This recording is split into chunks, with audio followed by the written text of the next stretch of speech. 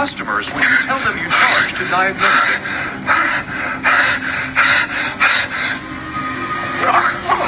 Customers. So customers don't want to pay for diagnostics because they don't know what's involved. Let's go and I'll show you.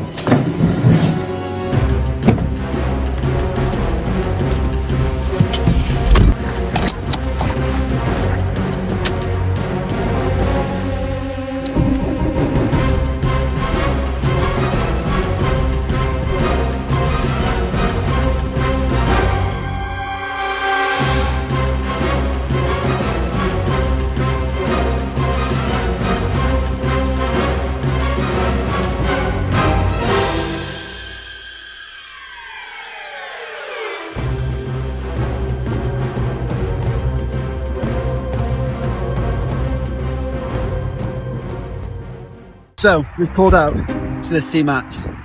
The issues that it's having is blowing smoke, it's running a little bit juddery, and it has an engine management light, and it's burning too much fuel.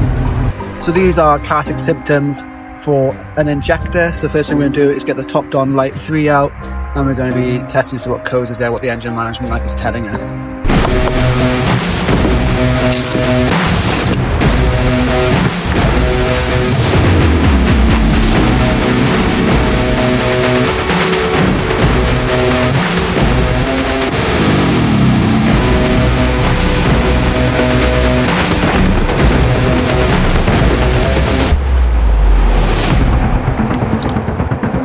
As you can see there, we've got an injector, circuit low, cylinder 1. So this is telling us that there's a circuitry fault on injector cylinder 1.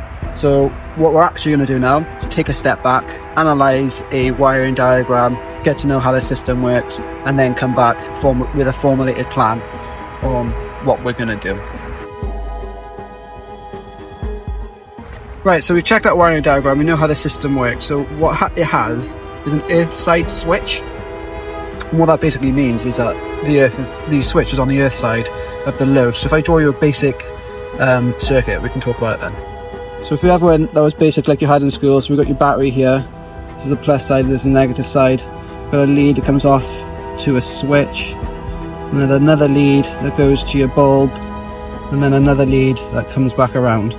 So this here is a positive side because it's on the positive side, and then another one, plus, negative, comes around to the bulb, to the switch, and then back to the battery, or back to the ground. That's an earth side.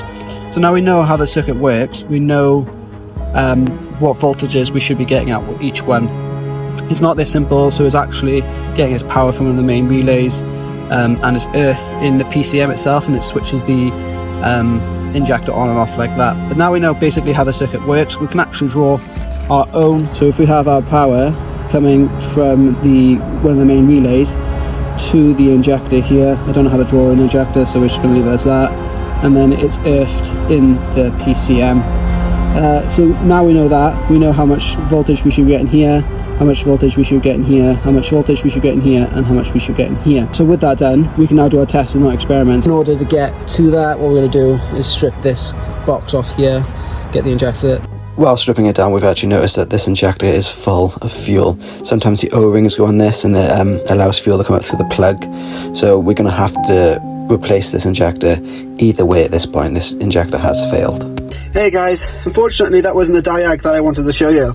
So I wanted to be able to get the picoscope out, show you powering and grounds, and show how the PCM was switching it on and off, or wasn't switching it on and off. Unfortunately we had to change that injector because the fuel pumping back up through the plug the way it was going to skew or like allow for misinterpretation any data we received off of it, and it wouldn't have been 100% reliable. So knowing that the injector was leaking, we had to replace that to make sure anything we tested after that was perfect. We have gone back in the meantime and replaced it.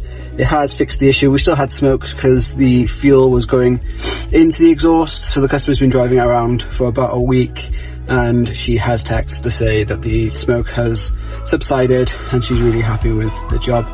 So yeah, hope you enjoyed the video. It wasn't quite what we wanted, but I hope you enjoyed it anyway. Bye.